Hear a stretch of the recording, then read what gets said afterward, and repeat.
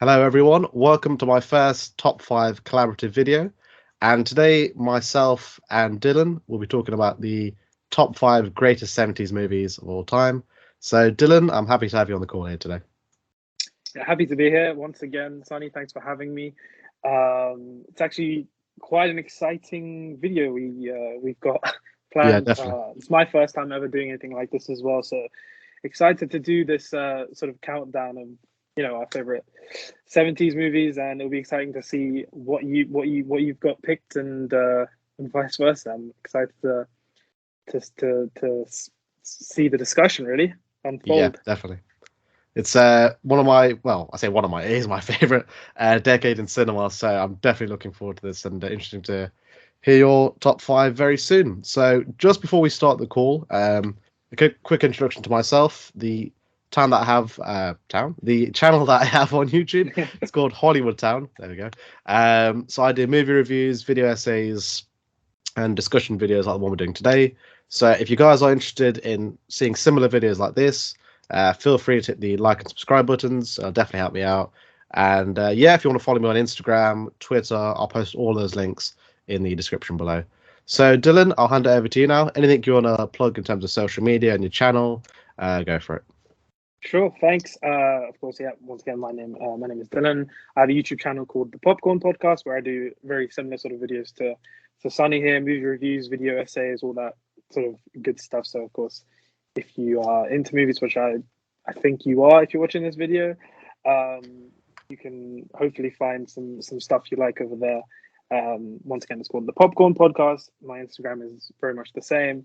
So if you feel like it, go and check them out. I'll be happy to have you over there as well. So yeah, great. Awesome. And like I said, guys, all our links will be in the description below. So definitely check Dylan out if you haven't done so already. He's one of my favorite YouTubers, not only just in terms of the film critic space, but just YouTubers generally. His videos are always slick. He always brings his A game to all the videos that he does. So if you're a movie fan like us, definitely check him out.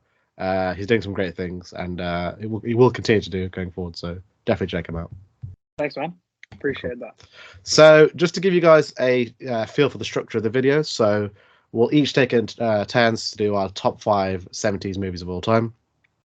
The only caveat that we'll have is that if, for example, Dylan has a choice in terms of his top 5 that's very the same as mine, we'll kind of share our thoughts simultaneously.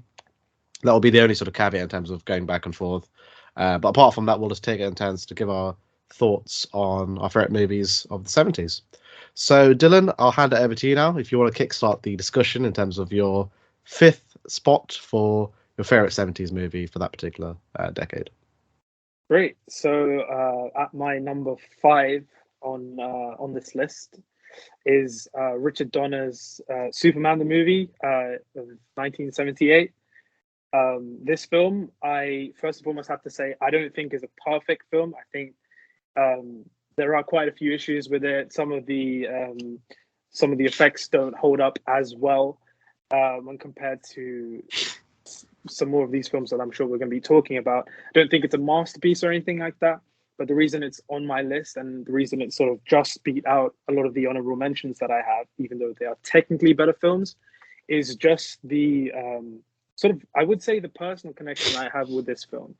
I think just seeing the way sort of superhero movies are now in today's world, how much dominance they have over the industry, and how they've sort of very much shaped the landscape of cinema. It's very easy to forget the ones that sort of paved the way for all this excitement to come. And arguably, this very first Superman film was the first film to sort of take those first steps. And I think any comic book film really owes a great deal to this Superman film. And aside from that, I think it is a pretty good film. It's a lot of fun. I think Richard Donner, the whole period of the 70s and 80s, he was definitely one of the directors that I grew up watching. And I remember the very first time I saw the Superman film. It was actually when I was in school, in high school. Technically, I was in my early teens, And the first time I watched this film was in an English literature class because we were actually studying, we were doing a superhero module. Mm. And the two films that we were comparing were this very first Superman film and I think 2003's Hulk with Eric Bana, which in my opinion, I really don't think is a great film. Yeah. But you know what's funny? Like all my classmates around me were saying like how much they prefer the Hulk film to this, and I was like, no, there's no bloody way. You guys just like the effects and the action. Yeah. This is honestly where it's really at. And I think my English teacher sort of acknowledged that in me and was like, yeah, this is that's a very rare case that kids like older films, but there's something about this first Superman film that I think is so it's very camp and it's so playful. But at the same time, it has those fundamentals in place to really sort of tell a great story at the same time. And it is arguably the most iconic superhero of all time that we're dealing with. And one of the reasons for that is this first film with Christopher Reeve's portrayal of Superman, John Williams' iconic theme, which sort of laid the foundation of all other superhero themes to come. It is the definitive superhero theme, if you ask me. And I do personally actually have a lot of admiration for Man of Steel, the Zack Snyder film in 2012, I believe it is, or 2013. But this first Superman film will always hold a very special place in my heart. And I think, it is for sure one of my favorite films of the 70s. Yeah. Great choice, Dillon, for your number 5 favorite 70s movie of all time. Unfortunately, it didn't make my list, but it is an honourable mention. I think it's some of the effects and some of the story elements are a little bit campier. I think that's probably why it didn't quite make my top 5. I kind of went, in terms of, just to give a little hint as to what my list is, it's very much a gritty suburban aesthetic in terms of films that I've chosen. So it's probably, it played a part into why I didn't pick Superman. But in terms of the film itself, you've pretty much nailed on the head. Everything you've mentioned is perfect. Christopher Reeve is still Superman in my opinion. He literally is the spitting image of the comic. You mentioned John Williams, which I'm so happy you did, because I'm a fiend for scores. So, like you said, it's one of the great scores of all time. Yeah, exactly. Yeah, one of the great superhero themes of all time, for sure. And Richard Donner, who will later go on to direct the Lethal Weapon movies, which a subtle hint, it might make my list for the top 80s films. Maybe yes, maybe no. We'll soon find out. But going back to the Superman film, it's iconic in every sense of the word. From the opening where Krypton's destroyed to when you see Superman learning his powers, it ticks pretty much every box in terms of what superhero films could be. Because until then, it was very much the Adam West. It's very, very silly, very over the top, and I think though this film has those kind of elements, it's a little bit more grounded. Takes the material a lot more seriously compared to those kind of shows of material. So a great choice, Dillon, for your number 5 favorite 70s movie for sure. So in terms of my number 5 spot, it was definitely not easy coming up with this list, but mine's William Friedkin's The French Connection, which was released in 1971. Anyone that's seen this film knows it was deserving of the awards and the praise that it got back then, and it's still getting praise today. From the iconic car chase, which I think, and I don't want to shame on other films, but if you look at the Fast and Furious franchise, you can take a lot of cues from that car chase. A, it takes place on location. B, which you probably can't do now. They didn't have any permits to film in New York, which you definitely couldn't do now. And that whole car chase, the way it's framed, the way it's put together, you really are in the heart of New York as Popeye is trying to chase down the criminals in question. And everything about this movie is perfect. From the direction, it's very much a slow burner. I mean, I wouldn't say nothing happens in the movie, but it's more of a procedural film. You see Popeye and Cloudy investigating the day-to-day affairs of this French criminal enterprise bringing in drugs into New York.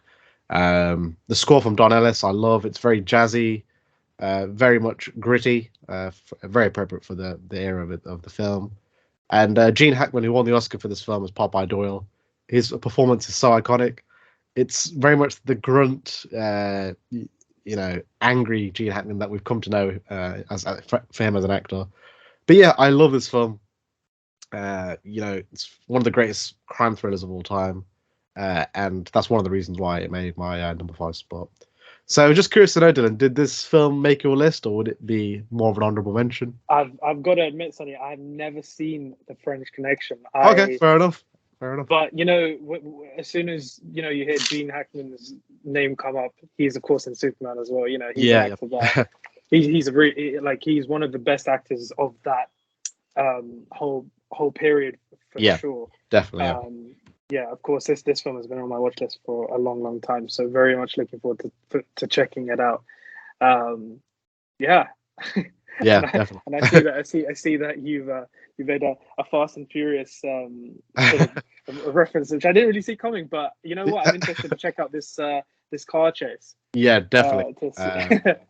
I was gonna say when you see this film, definitely let me know when you see the film, and then especially that car chase, because you probably heard about it, but it's definitely one of the most iconic, not only action scenes, but just scenes of all time. 100%. So definitely check that out when you get a chance. I just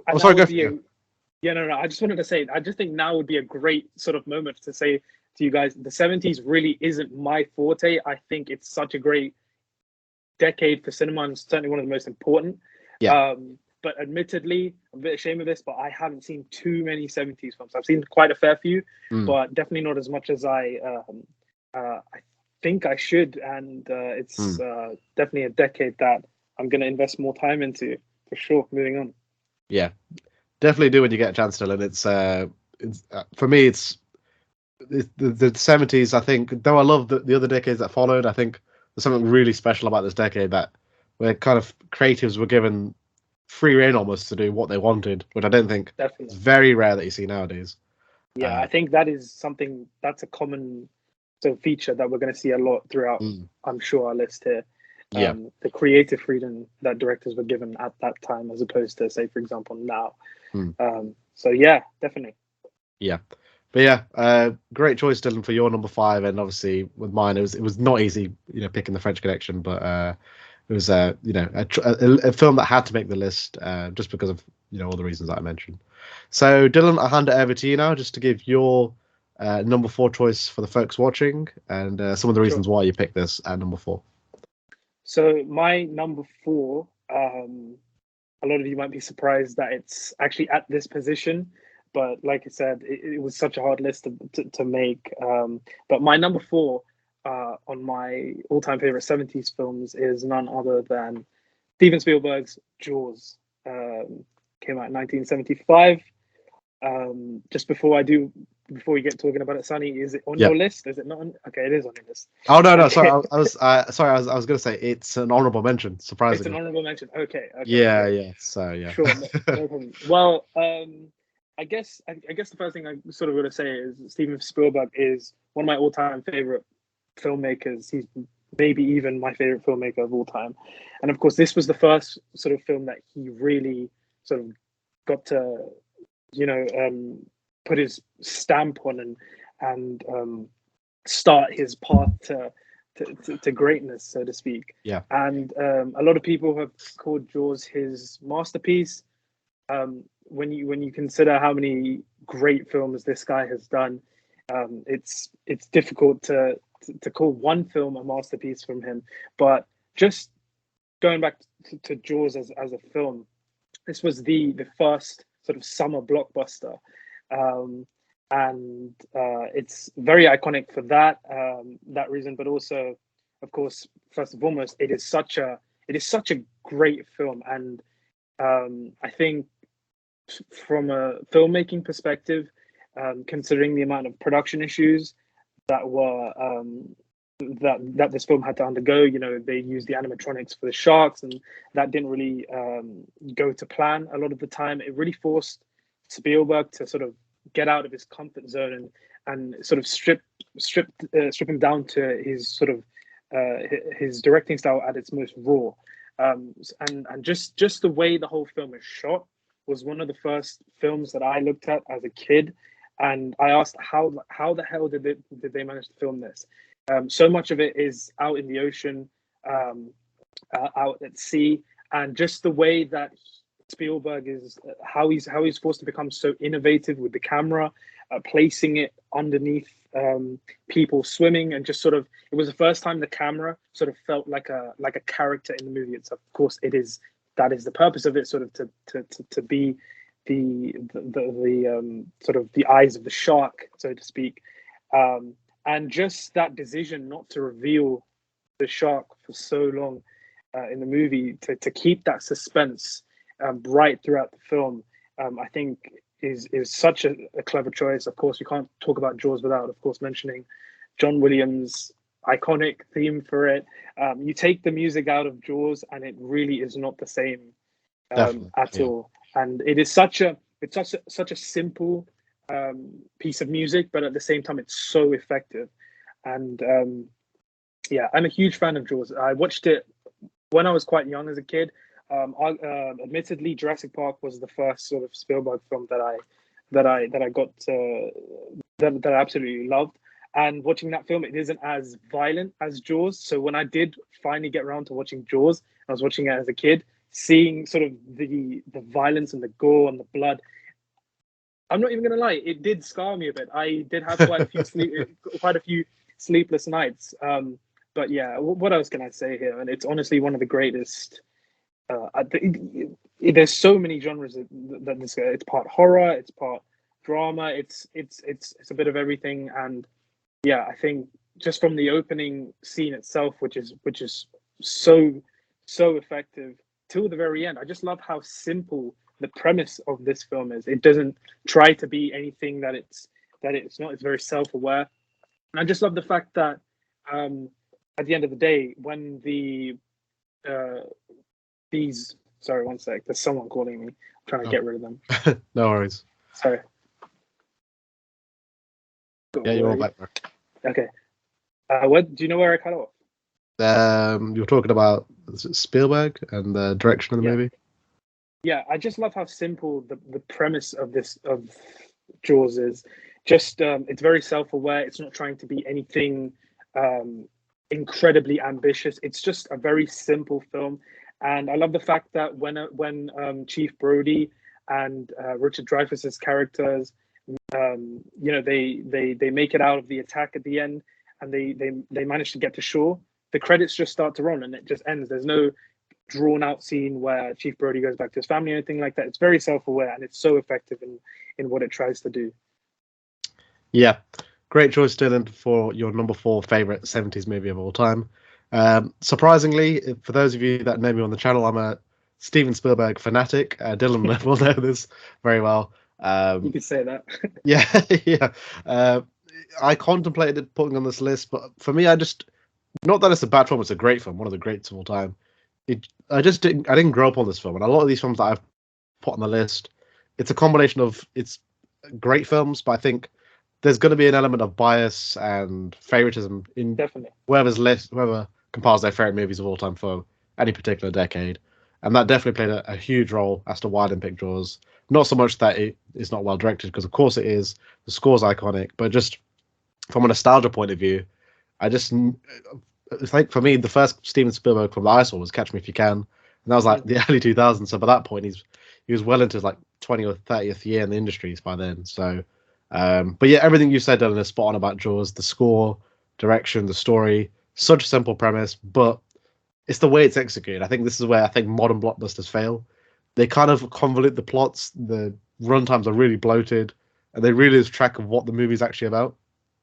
And I think Jaws is the best example of how to make a blockbuster.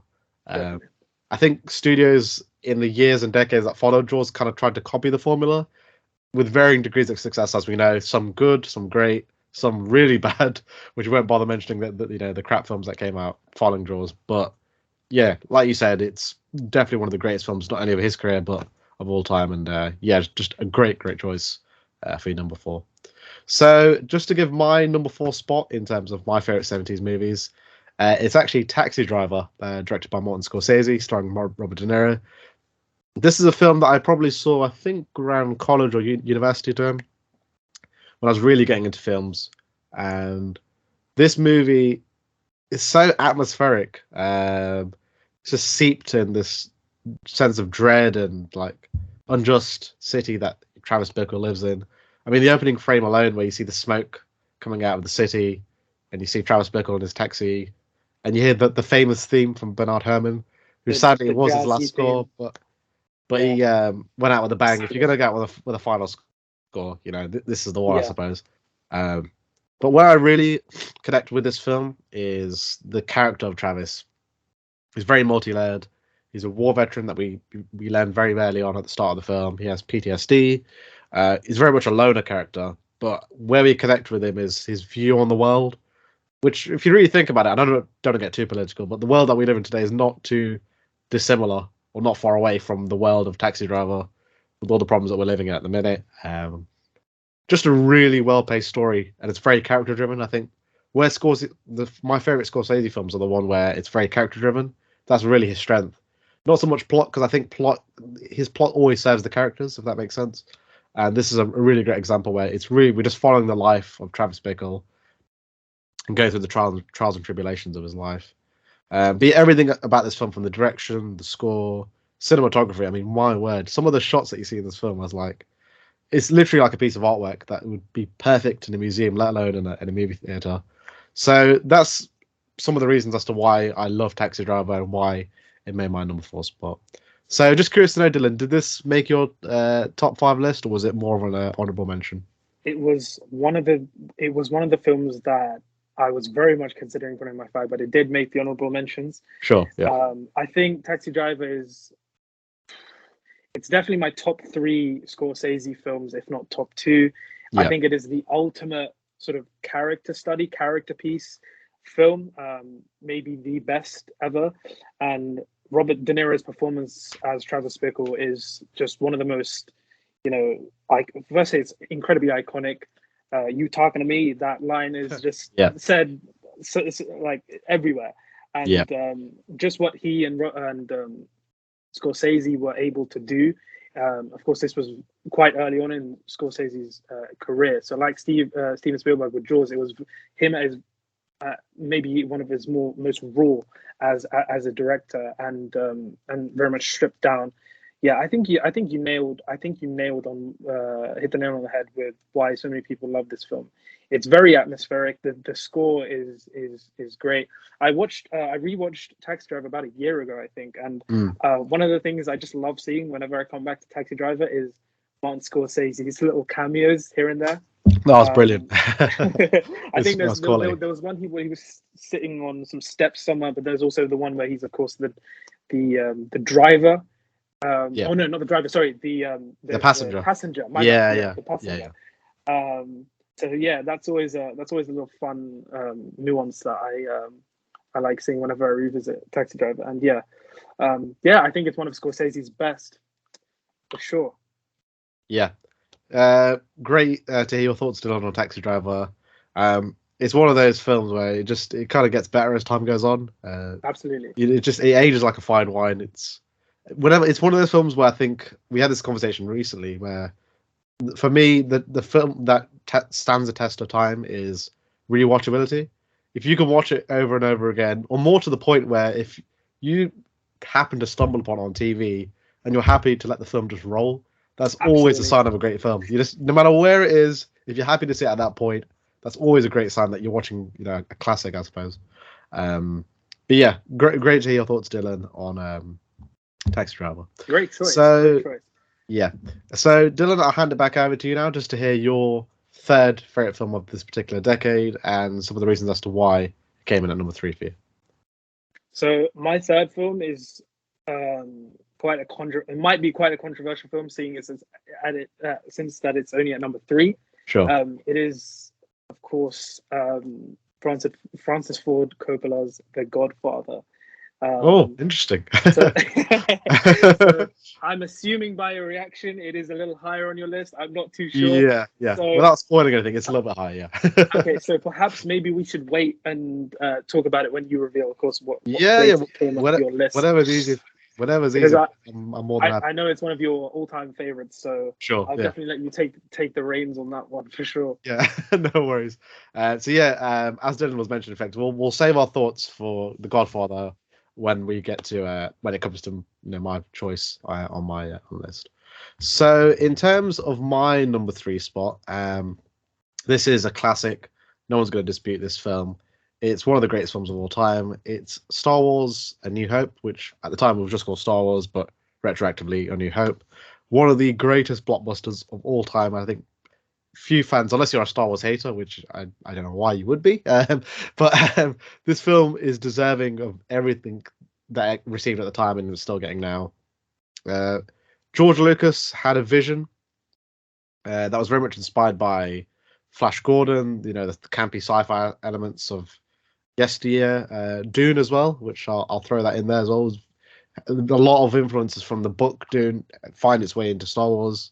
The voice and the Force, it's very difficult to separate those elements. The inspiration is very clear.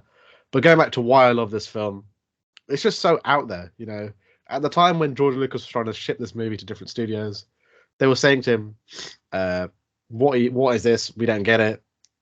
And it's kind of the hindsight with studios where when it makes $1 gazillion, all of a sudden they're kind of they're all of a sudden the experts when it comes to obscure properties like this. But Lucas really championed the idea of putting religious themes, philosophical themes in a blockbuster, which at the time it was unheard of. I mean, we had Jaws previously, Close Encounters, but they were really just blockbusters in its at its core. Whereas the Star Wars franchise, and specifically this first film, really balances all of those elements in a very cohesive manner.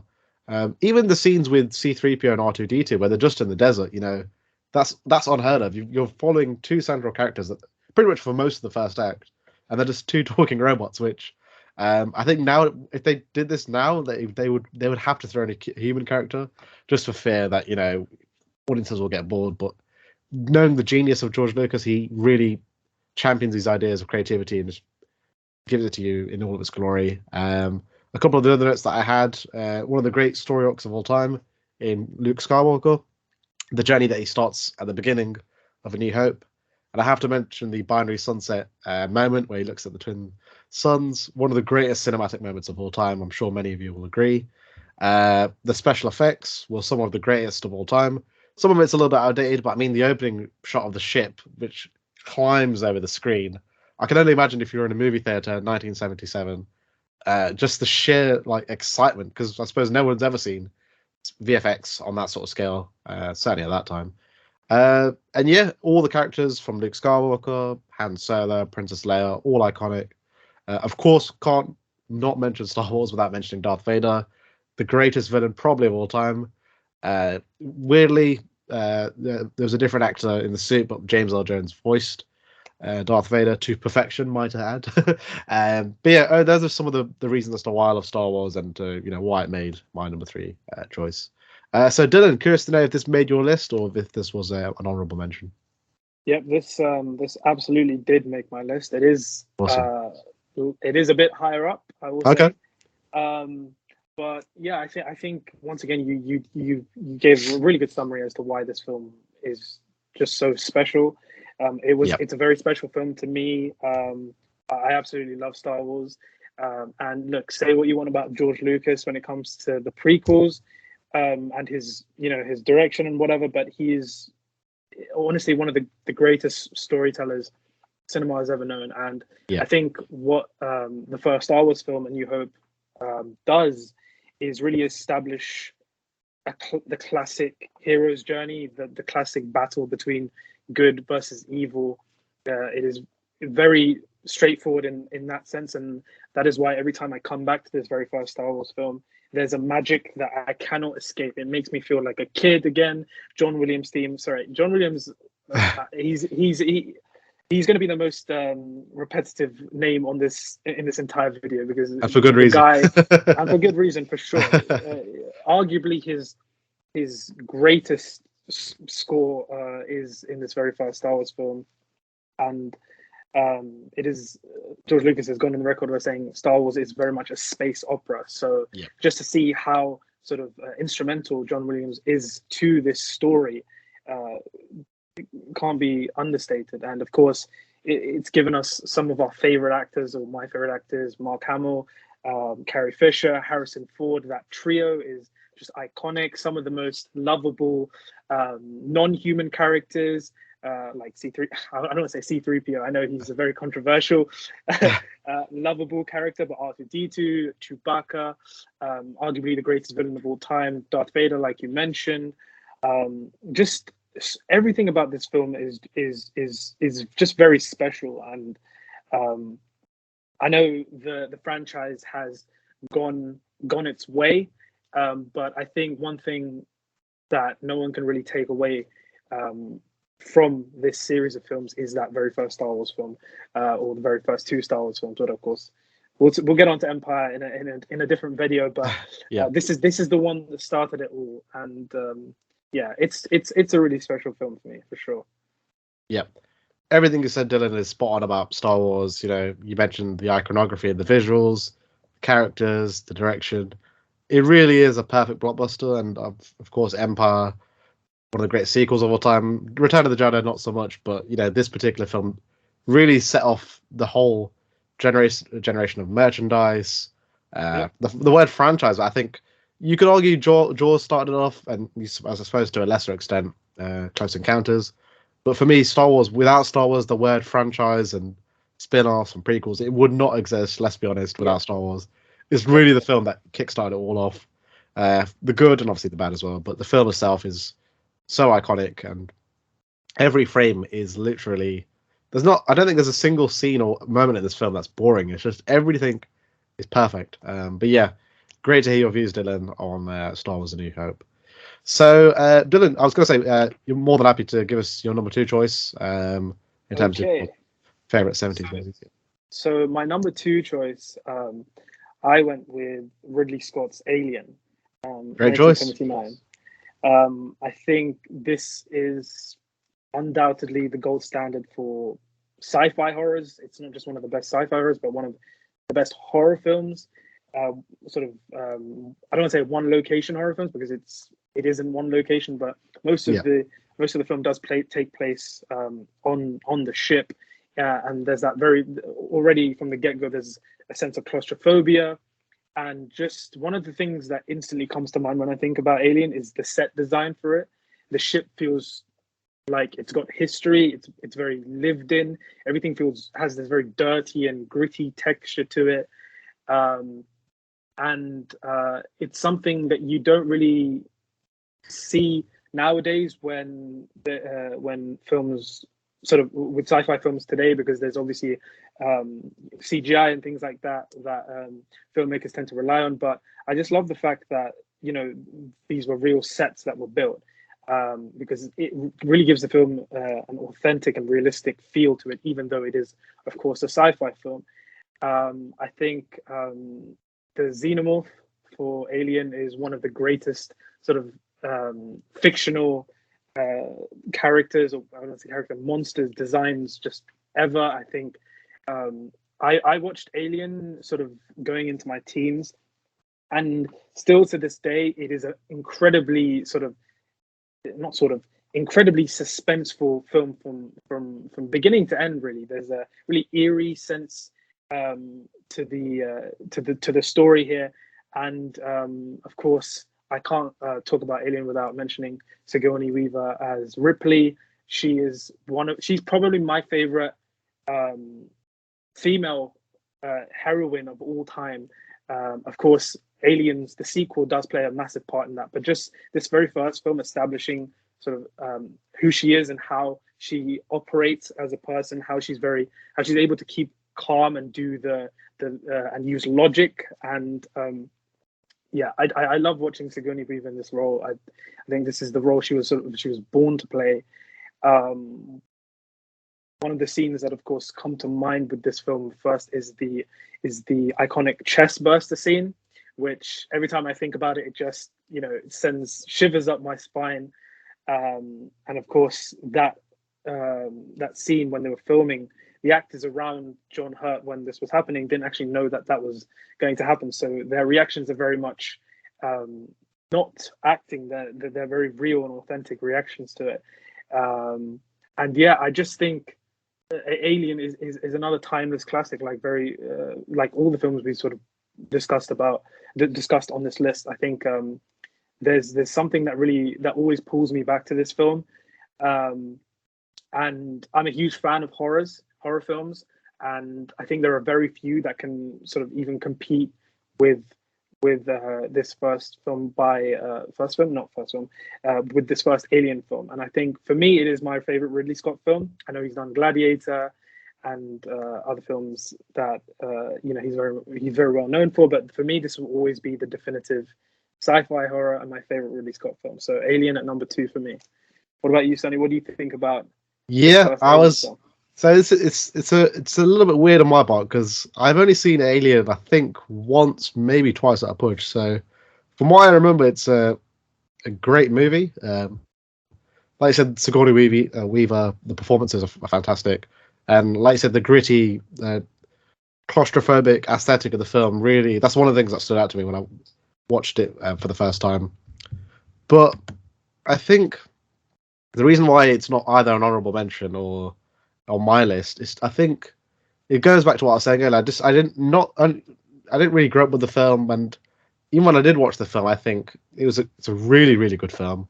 But was it the greats of the decade? I know it is by critics and fans. For me, just on a personal level, not so much. I think I've gone really more for the more grounded human stories, I suppose, if that makes sense on the list. That's kind of really the running theme for my choice.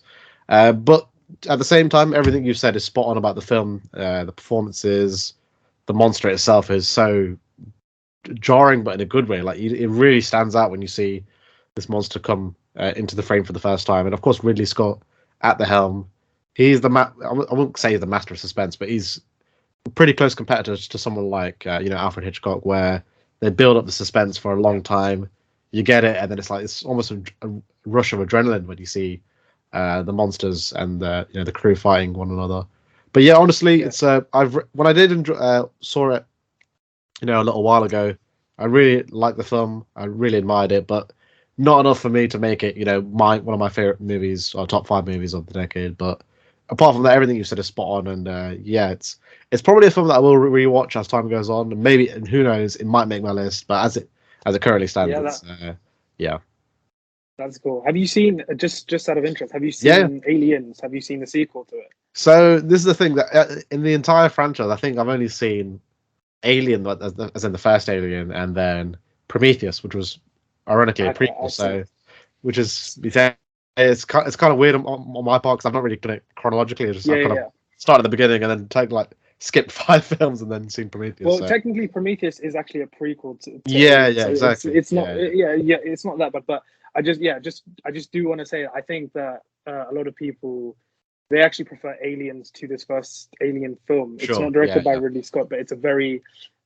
the sequel is very much more action based, and maybe I don't know, if you check that out and let me know your thoughts on that, I'd be very interested to hear if you prefer it to this first film.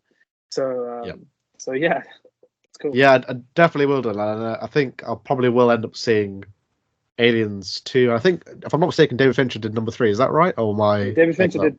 He did. David Fincher did 3. Yeah. Which I think we won't talk about that one. Yeah. Well, we'll ignore. It wasn't David Fincher's film. It wasn't his film. Yeah, I agree. 100%. It definitely wasn't his film. But yeah, I will at some point. I will see all of the films in order. Yeah. And that I might end up appreciating the first one even more so. So, it's definitely something I will do in the future for sure. So, coming in at my number 2 choice is Serpico, directed by Sidney Lumet and starring Al Pacino. So, just curious to know, Dillon, if you've managed to see this film, or is it still on your watch list? So, I have not seen Serpico, but I did think you were going to pick Serpico because, of course, it stars Al Pacino, and I know you're a big Al Pacino fan. Yep. So, take it away, man. Tell me why you love Serpico. Right, for me, there's so many reasons as to why I love this movie.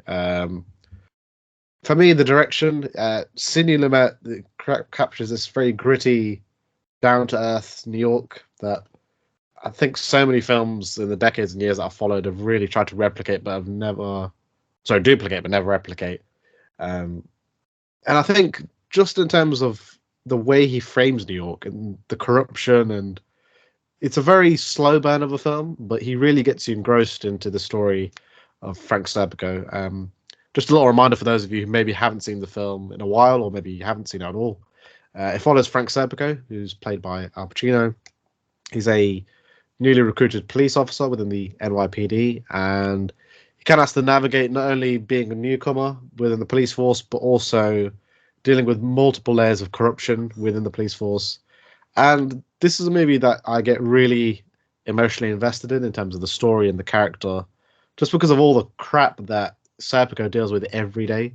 There's a specific scene which I think anyone that has seen the film will know, where Pacino's character takes down a criminal in a basically like an alleyway or like a car park area, and as he's tracking the criminal down in question, he's in plain clothes, and a couple of other police officers arrive on the scene, and because they don't recognize Pacino, because he's in full plain clothes and a beard, they start shooting at him without even asking questions. And he kind of just shouts, "I'm a police officer, just please stop shooting." And it's a really emotionally affecting scene because you just experience all of the bullshit, for lack of a better word, that Pacino goes through in the film. But it's a powerhouse performance. It is, for me, and I don't think it's an understatement, this is one of the greatest performances ever put to film, not only from Pacino's perspective, but just of all time.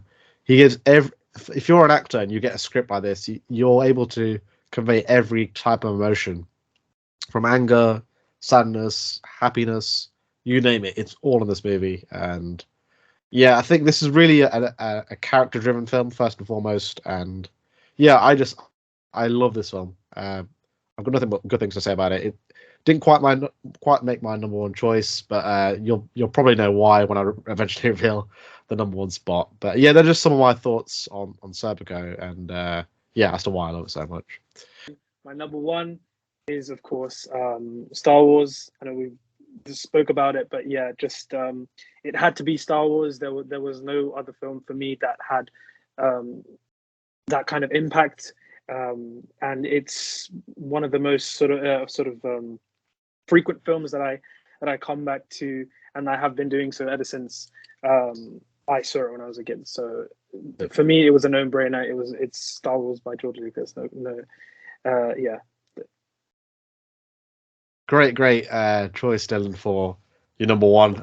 Not many people will disagree with you as to why it makes the number one spot. It's so iconic, and yeah, for the reasons that I mentioned earlier, the characters, the story, the sci-fi aspect, everything about this film is perfection from a cinematic point of view. And yeah, I've got nothing but good things to say about this particular film, and for sure, it's one of the best, maybe if not the best, probably with the exception of Empire, as to being a contender for the best Star Wars film of all time. For sure. But yeah, it was great to hear your number one choice, Dylan, in terms of your favorite 70s movie of all time. So in terms, sorry, go for it. Yeah, go for it. No, I was just going to say, since I think I've sort of given my top five, and of course we're waiting to see what your number one is. I think we already have a pretty good idea what it is. Yeah. I just thought I just want to give a shout out to just a couple of honourable mentions that just didn't make my list, but came very, very close to do so. I've only got a couple of them. So the first is One Flew Over the Cuckoo's Nest with Jack Nicholson. Then, of course, Taxi Driver, which we spoke about previously. Apocalypse Now by Francis Ford Coppola, which I rewatched the other day, and it's incredible. And considering how many problems they had with the production behind that film, the weather issues, Martin Sheen's heart attack, it's a miracle that this film even came together the way it is. And I think it's generally not just one of the greatest war films of all time, but one of the greatest films of all time. Chinatown, another Jack Nicholson film. Great film. Monty Python and the Holy Grail, I think, is one of the great comedies of all time. And lastly, The Exorcist. Like I mentioned before, I'm a huge fan of horror films, and this is arguably the definitive horror film. So yeah, those are my honorable mentions that didn't quite make my top five, but happy to give them a shout out for sure. Yep, awesome to hear your honorable mentions, Dylan. And there are some great ones on that list. Apocalypse Now is an absolute classic for Brando's iconic villain performance, Martin Sheen. Everything in that film is just the way it's shot as well. I think the fact it was on location as well is just something that you don't see nowadays. It's just that genuinely level one of of the most authenticity. beautiful films You go for it. ever put to film. Yeah, it is. Victoria. God, I'm going blank now. The cinematography, Take your time. the cinematography behind this film is just it's one of the most beautiful films of all time. I rewatched it the other day, and just the way they blend together multiple scenes through film, is it's incredible, and it has a real spiritual sort of feeling to it, especially towards the second half of the film. I love the smell of napalm in the air. In the morning is another iconic phrase, another line to come out of that film. So yeah, Apocalypse Now, definitely one of the great war films of all time, in my opinion, for sure. Yeah, spot on with your thoughts on Apocalypse Now, and just there's other films that they're worthy of being in, I suppose, other people's top 5 lists, but I think it's one of those things. I'm sure you can agree. It's like picking your favorite child. I suppose it's very difficult to handpick. This was such a tough list to do. Yeah. It's just I'm sure you can agree. It wasn't easy coming up with a top 5. But these honourable mentions, I suppose, they're in and of itself, they're great films. One film that I haven't seen, and just for fear that I'm not really a big horror fan anyway. But The Exorcist, I know it's considered a classic.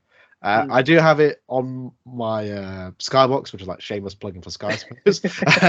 But I have got it recorded, and I do plan to see it at some point. But I probably will see it in the day, just for fear of I don't know. You could probably verify this because obviously you've seen it. I don't know what's the scare level factor, because I don't. That's my biggest fear going into this film. So I actually watched. I don't think I watched the entire film when I was a kid, but I watched bits and pieces of it. And just some of the sort of the images that you see, it was very difficult to get out of your head. That was for me when I was a kid, so I don't know if it's gonna have the same impact as you, but just from a horror perspective and how genuinely fucked up it is. Excuse my language. It's definitely it's an incredibly disturbing film. But how comes you don't like horrors too much? It's not your favorite genre, or just? I think some people either love it. I think some people either love it or hate it. For me, this is definitely probably biased on my part because I'm not a fan. So I suppose I'm going to come in with this angle, but I just find the ones that I've somewhat seen or have seen in its entirety, I just find them very formulaic, and I feel like the whole jump scare factor. That's for me. That's one of my problems with the film, is that I'm not a big guy who's into scares anyway. You can call me a wuss or whatever. I'm not really. Not at all.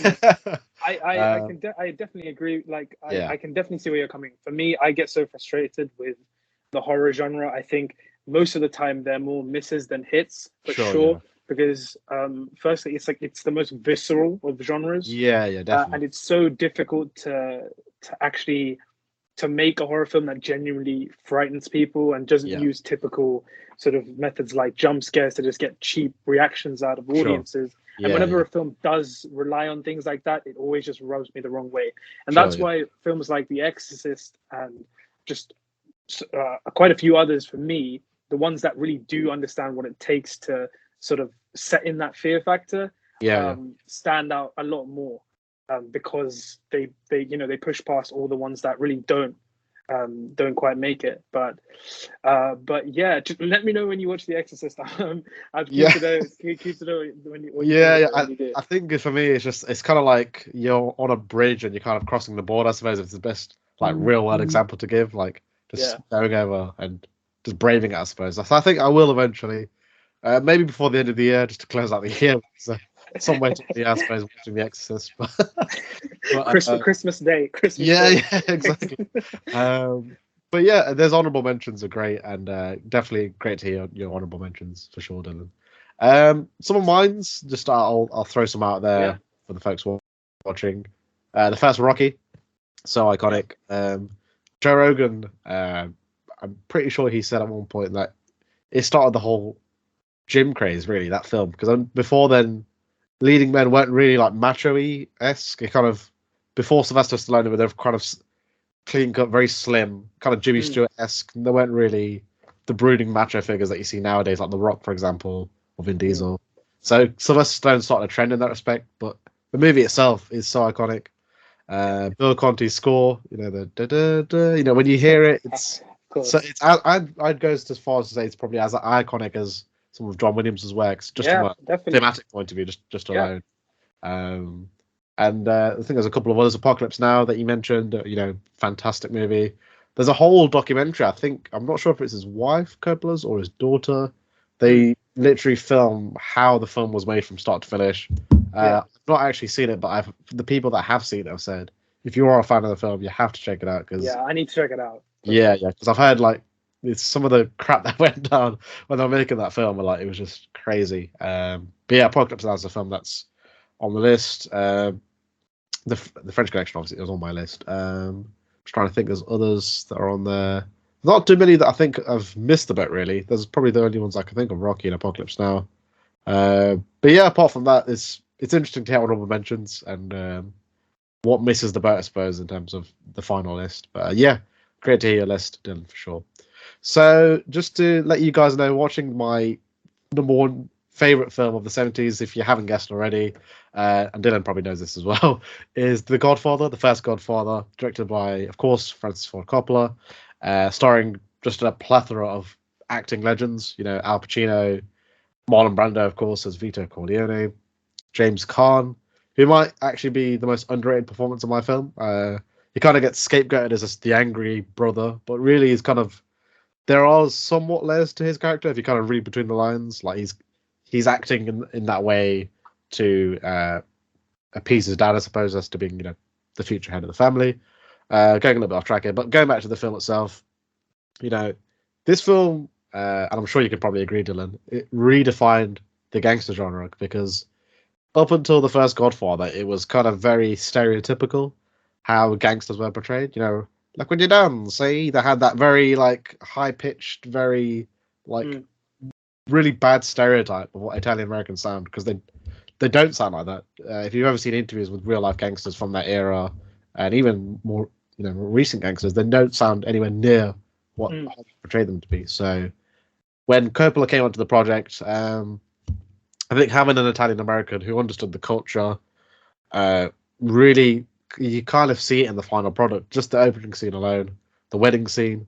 We're seeing everyone having fun. It's the family theme already is established in the opening scene. You kind of know from the get, this is the kind of film you're going to see. It looks like a throwaway scene, but there's so many story beats that are set up in that opening scene. But yeah, this film is the definition of perfection. It goes back to what I was saying earlier. Anytime it comes on TV, it's so tempting to not to stay on the channel, because it's so rewarding of a watch. I've got so many notes on it. I'll try not to waffle too long, but the film itself, yeah. For those of you who don't know, Coppola, the director of the film, was, I think, if I'm not mistaken, close to bankruptcy when he was making this film. And this film pretty much saved his career, because not only from a financial point of view, but from a creative standpoint. I don't think we would have seen the films that he made later on in his career. Apocalypse Now, for example, probably would have never existed had it not been for the success of this film. So it just, not only did it cement his legacy in terms of the gangster genre and just filmmaking in general, but from a career standpoint, the actors, everything, it redefined everyone's lives in one way or another. But yeah, that's all I've really got to say about The Godfather. The performances, the acting, even some of the set pieces are some of the most iconic ever put to film. And yeah, I've got nothing but praise for this film, and it's deserving of all of it. So Dillon, just curious to hear some of your thoughts of The Godfather that maybe I haven't mentioned, and some of the reasons as to why you consider this film to be among the greats of all time. Yeah, once again, I think you did a really great job of summarizing all of the aspects of why this film is hailed as, one of the greats, if not maybe even the great, one of the greats film of all time. It is certainly one of the most legendary sort of cinematic experiences that anyone can have anytime you go and watch The Godfather. It's just perfection from the very Yeah. first frame until its last, and it has this it's very much a family drama, but it has this very sort of Shakespearean tragedy Definitely. quality to it. Yeah. And just everything about The Godfather is operating at the very highest level of cinema. The performances, just the way that the film looks Yeah. and feels, sort of the arc of Michael Corleone, played by Al Pacino, to perfection. I think Al Pacino, when people think of Al Pacino, they always, we don't necessarily think of him as a subtle actor. He is Sure. obviously had his roles like Scarface, and so on and so forth. That he's really sort of, he's been very loud and in that respect quite iconic. But when you look at his performance for Michael Corleone, he's very subtle. He's very quiet and very reserved, but his performance, just through his facial expression, when you look at him, there's so many different layers, and you're really trying to get to grips on what this person is really thinking, how he's strategically thinking, how he's feeling inside. And I think his arc through this first Godfather film, in particular, is just one of the great character arcs ever put to film. And he's of course Marlon Brando is terrific as well. The opening scene as well, like you mentioned, is fantastic. And I also really like how that scene is directed. It opens on the shot of this man obviously pleading with Vito Corleone, and just from the very first scene, you already know, sort of, you can tell the dynamic in the room. Who's the important character, who's not, just through direction and it's just marvelous filmmaking, to be honest. And I also think Francis Ford Coppola, like, I have no idea how this guy managed to go make The Godfather Part 2, and Apocalypse Now in one decade. It's crazy. Like, it's insane. It is. And one thing I've realized about Francis Ford Coppola, in particular The Godfather and Apocalypse Now, is that he has this incredible way of just telling a story, but then halfway through the story, or he'll sort of bring a new dimension into it. For example, sort of the whole segment in The Godfather where Michael goes to Italy, and then he sort of falls in love with Apollonia, and there's that sequence is almost like a fairy tale, and it almost feels like it's part of a different film, but at the same time it's so sort of seamless. And yes, that's right. It's, of course, I think it's is it the first time you hear Nino Rota's love theme? The love theme, yeah. Oh, so iconic. That's become, obviously one of the most iconic themes of all time, and it is just a cinematic masterclass in just every single department, and it is very deserving of all the praise and all the titles that it has got. So I really don't know if you're watching this video at this point and you haven't seen The Godfather. I mean, come on, man. Come on. Well, it's about time. It's about time. I was gonna say, if you pretty much aren't a film fan if you haven't seen The Godfather. You're not a film fan. You can't be. You cannot be. Even if you don't like the film, you have to have at least seen it to judge it. Yeah, it's your initiation. Yeah, absolutely. It's filmmaking 101, 100%. But yeah, I'm so glad, Dylan, you mentioned the score by Nino Rota. It was on my notes, but it was one of the things I missed at the time when I was mentioning it just a little bit earlier. But that theme, some of the themes, the main title, when you see the Godfather come up on the screen, and then the waltz theme, the love theme, it's that you hear those opening strings, and has a very authentic Italian American feel. That's very appropriate to the story. But as I said, you've mentioned everything that's great about this movie: the performances, direction. Like you said, how did Coppola pull three probably of some of the greatest movies of all time in one decade? It's just baffling when you just even try to compute that. Just in any capacity. So I'm very glad we got a chance to talk about this movie in somewhat length. And it's You deserving. you have a video on this on your channel as well, don't you? On Yeah, I do. I watched it. I thought it was great. So guys, if you haven't seen Sonny's video on the Godfather, definitely check it out. There's some interesting points for sure. Cheers for the plug, man. Appreciate it. But yeah, I had a blast when I did the video essay for this film. You know, when you talk about films that you love and the passion just comes through, and yeah, I'm so happy we got to talk about our top 5 favorite films of this particular decade, and specifically, you know, The Godfather among the plethora of classics that we mentioned. So, guys, that's a wrap on our top 5 favorite 70s movies of all time. It was an absolute blast having Dillon, aka the Popcorn Podcast, on the show here today. Really interesting to hear your honourable mentions and also your favorite top 5 films of the 70s. So yeah, it was an absolute blast having you on the show here today, man. Thank you, man. It was an absolute blast being here. I'm always happy to come on here and chat with you about some of our favorite films. So thanks for having me, and I'm looking forward to the next one for sure. And thank you guys for checking out the video, of course, and listening to us geek out about our favorites of the decade. Yeah, it was great. Like I said, it was great to hear you share your 5 favorite movies of the decade, and it's always a blast to have you on the show here, man. So thank you for taking the time out of your day and your schedule for being on the show. And I was just going to say, Dylan, is there any final thoughts? Anything you want to share with the folks watching before they go? If you haven't seen The Godfather, guys, go watch The Godfather. Yeah, I think that's yeah, it's a good way as any to end your segment of the show, man. So yeah, that's a warning from the Popcorn Podcast himself. Yeah. That if you haven't seen this film, we implore you to see it at the first opportunity that you can. It's an absolute classic. But yeah, it's been an absolute blast having you on the show here, Dylan. As I said at the top of the show, all our social media plugs and also the link to Dylan's channel, the Popcorn Podcast, I'll post all of them in the description below. So definitely check him out when you get a chance. He's doing some great things on the channel. But yeah, thank you for being on the show here today, Dillon. And as always, I'll see you guys in the next one. Cool. Take it easy, guys. See ya.